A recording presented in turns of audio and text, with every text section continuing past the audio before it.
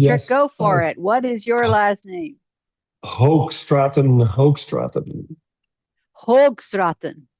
Oh, I like beautiful. it. Yes. Are you Thank you. Dutch? I am No? not, but I'm a good mimic.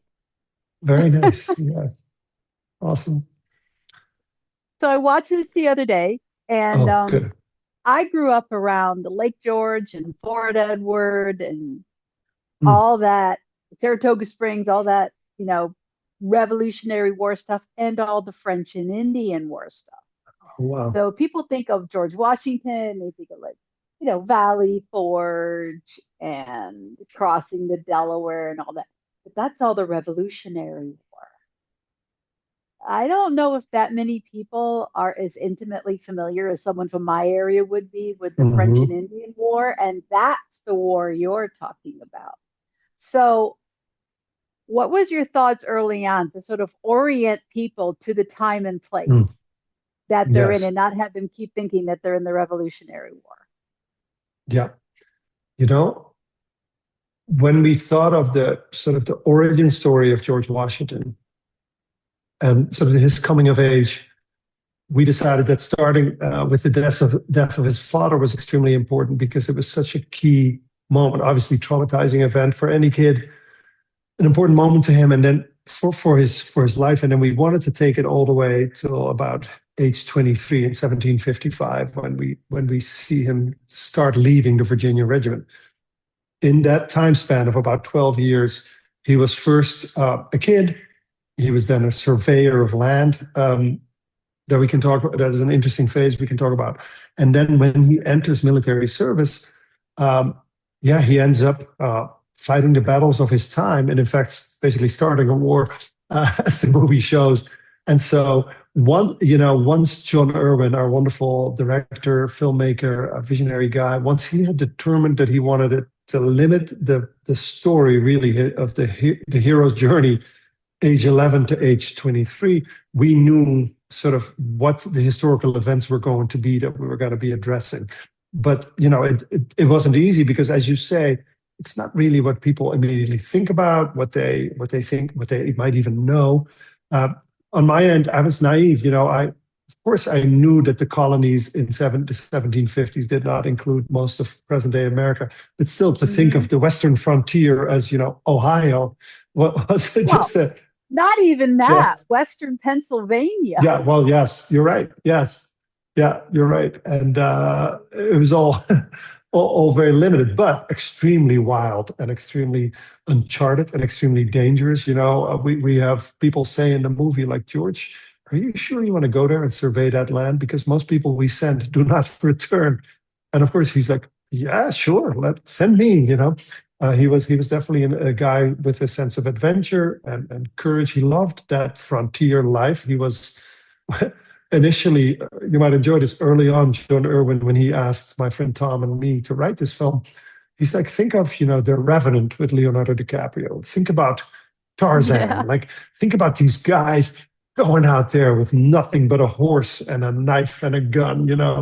It's and that was young George, who, so he and his posse would just go out there and see if they could survive. And the movie shows that quite a few times it's a miracle that he did survive. Um, we can get into that later, but so that's all before he ever fires a bullet as a soldier. He's this man in nature, and we wanted to capture that because it might be a part of his story that, as you said, a lot of people might not be aware of.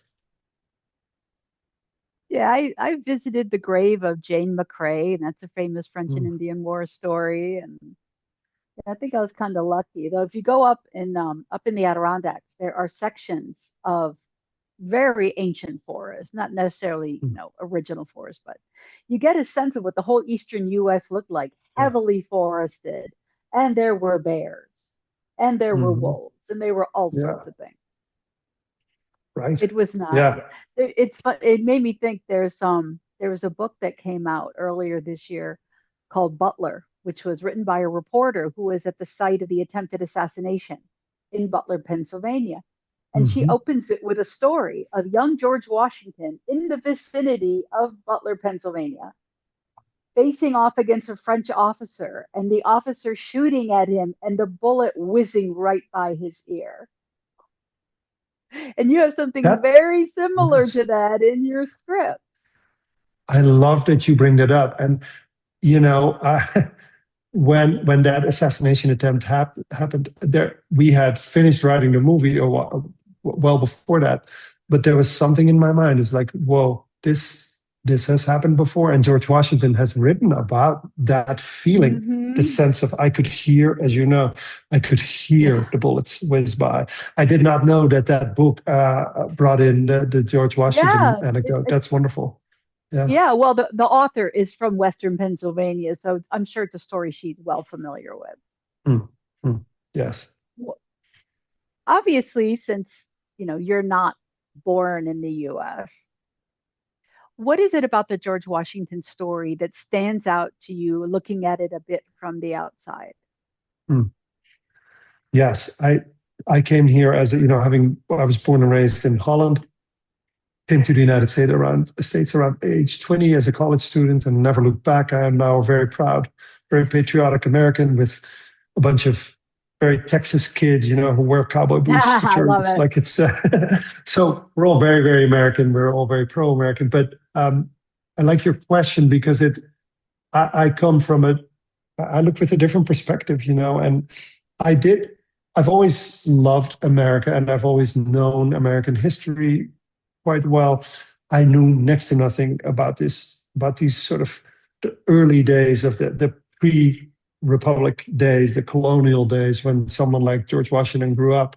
And so learning all I could about it and then imagining as a screenwriter, the film, the scenes, the characters, the place, the sounds, the way it all felt. It was actually a great privilege to me because I think it made me love America even more. Of course, every place in Europe, every place I've ever visited has its own unique history, but this is now our country, Not a my lot kids' of country. frontier in the No, Netherlands. no, that's No, right. And so no. it's very different. You're right from smaller European countries certainly, but to then learn how that sort of meant that frontier mentality was in someone like Washington. That's something I really didn't realize until we started writing it, that he loved to be out there in the wilderness, that he cherished the freedom and sort of the individual chance to sort of develop himself, to apply himself, all those things that I associate with sort of American grit and spirit. They're all there in that coming of age story of young George Washington. And that's one of the reasons I loved writing it, frankly. It felt so compelling and so real. One of the purposes I think that John Erwin and all of us who worked in the film have is that we like to humanize this man. He can feel Hmm. like as so many great men and women in history, they can You feel can feel like a austere and statue, yes, yeah, just a right, like or a statue. painting, right? Yep, I'm with you. And we decidedly do not show a statue. We show a real kid, a young man who can be obstinate and difficult, and who fights and who cries and who sometimes questions why he's here.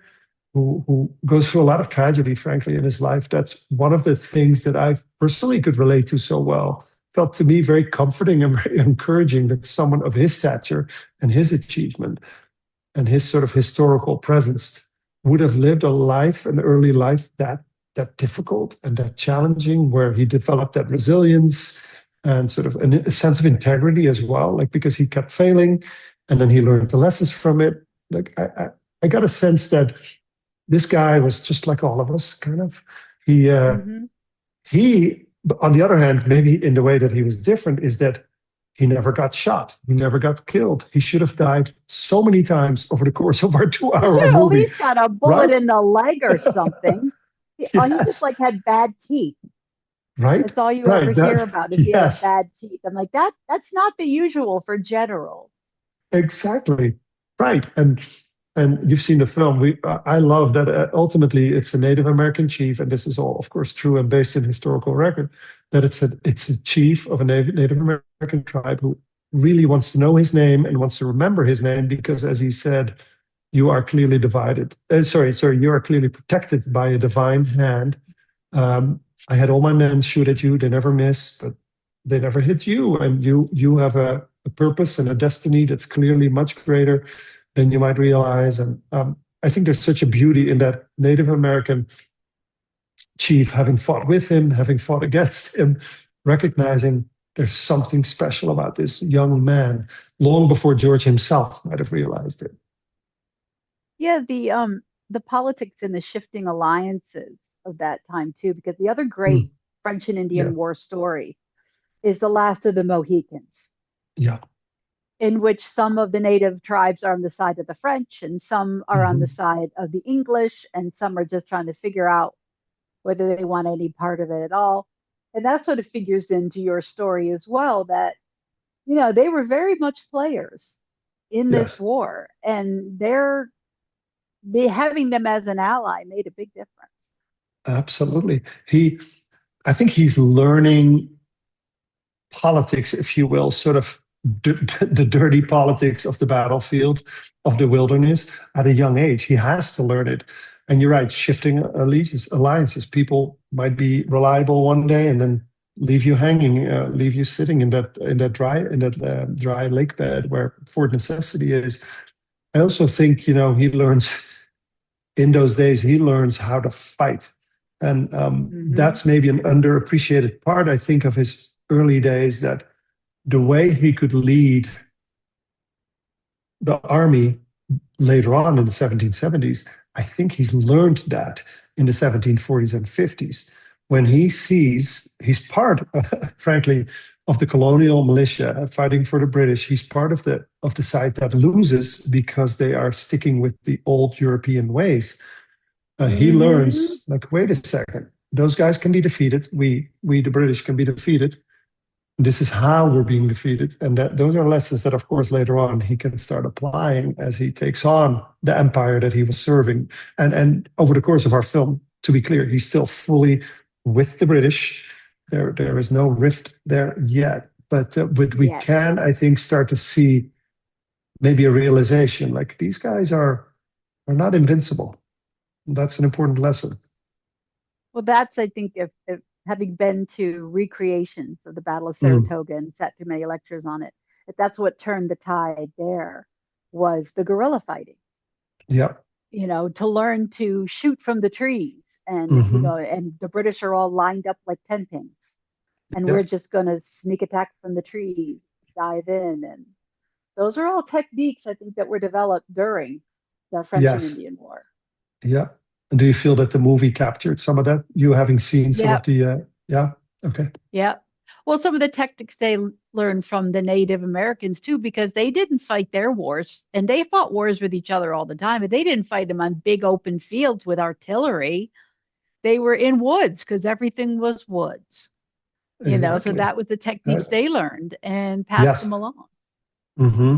Yes. The Yeah. Europeans had the luxury of fighting on big open fields, Yes. and all that Yeah. stuff. You didn't have a lot of that in the eastern U.S. at that time. Yeah. Well, I like that you bring that up because I think a lot about, the American Revolution and the French Revolution happening sort of back to back.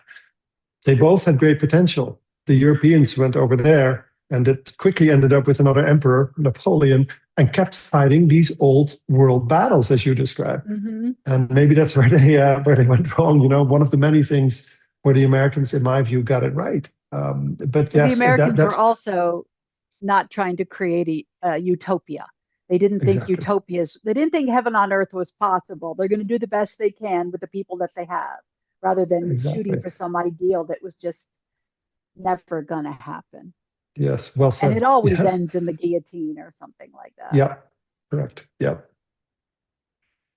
I think that there may be some people of French descent. I think this were French Canadian troops that are going to go, yeah, they shot first. Yeah, yeah. yes. There Well, might be hey, a little cheering on the Canadian side from that one. that's right. We're trying to be realistic and true to history. Uh, I mean, that's kind of the point of the movie. Really, is that he's not perfect.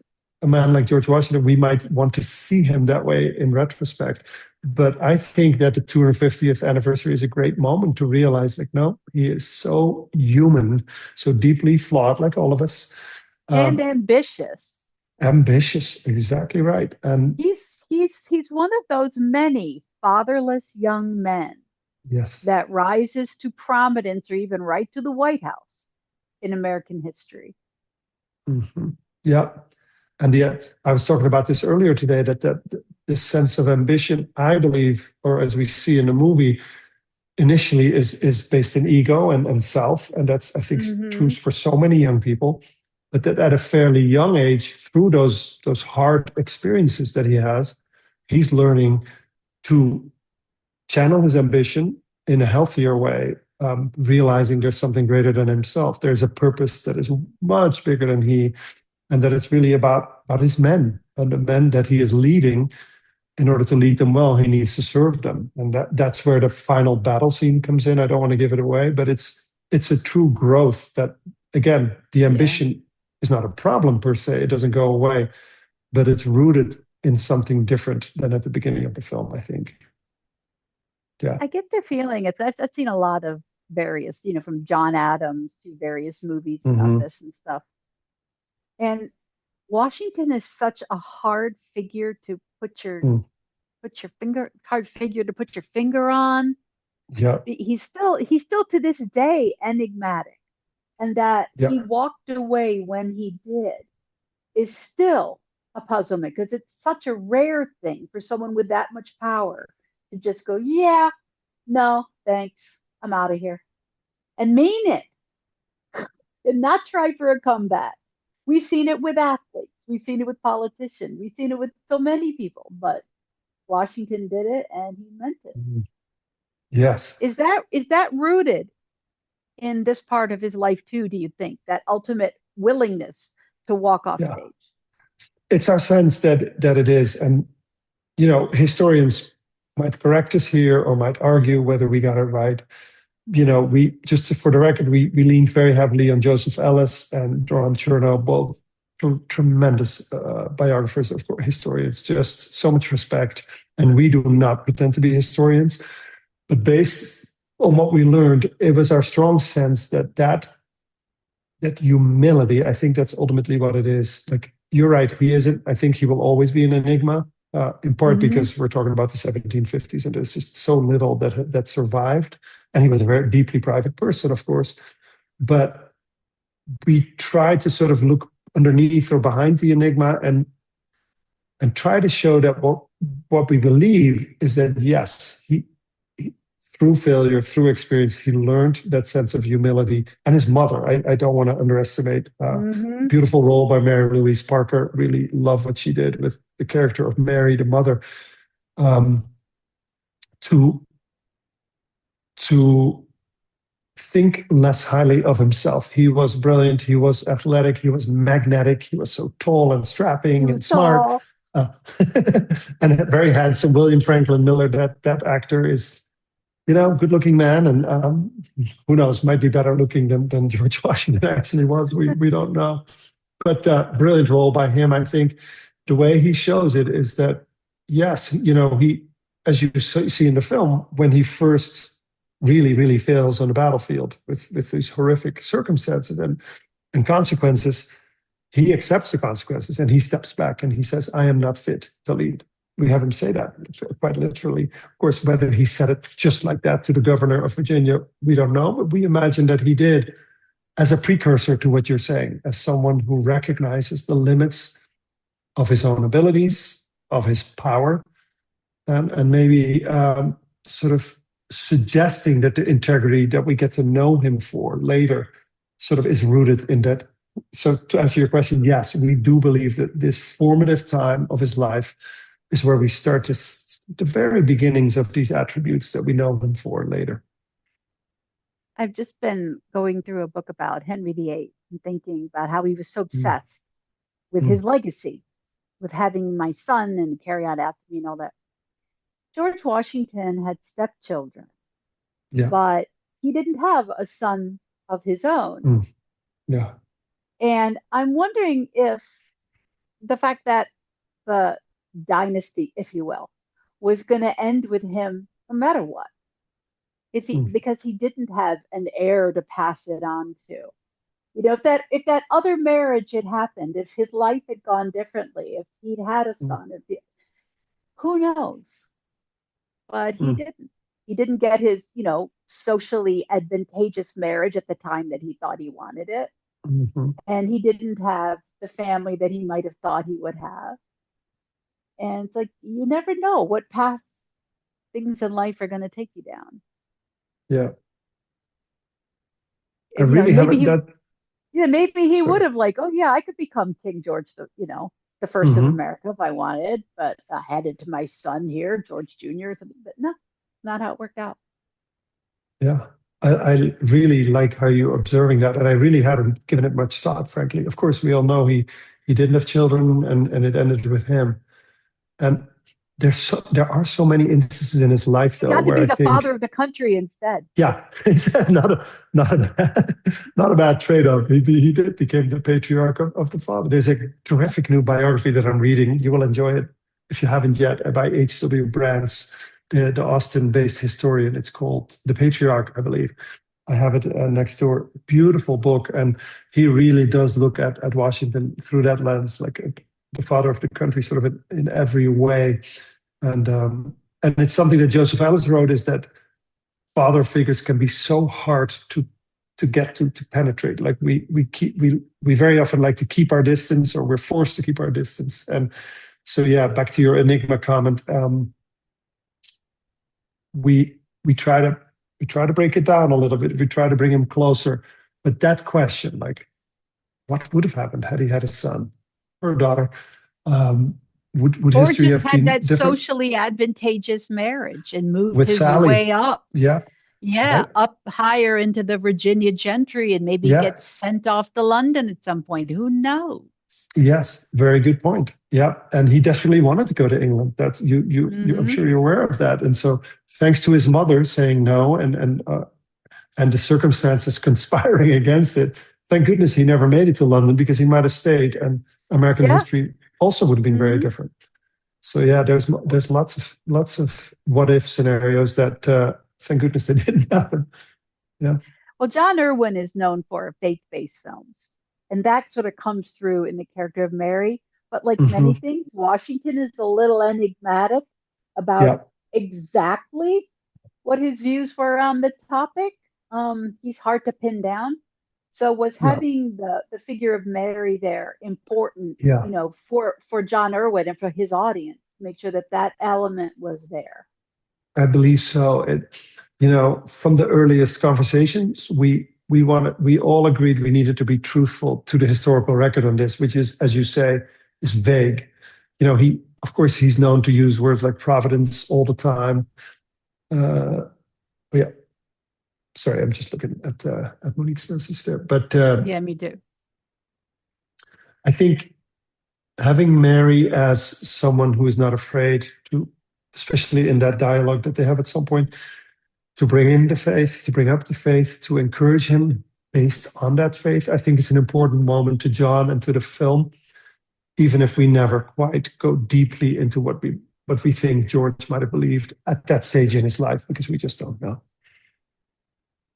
It's all very Enlightenment era. It Yeah, gets a little that's right. hazy. Yeah. Yes, yes, correct. Yeah, Well, Thomas Jefferson, the rest of them, it all gets a bit uncertain, but we can right. surmise.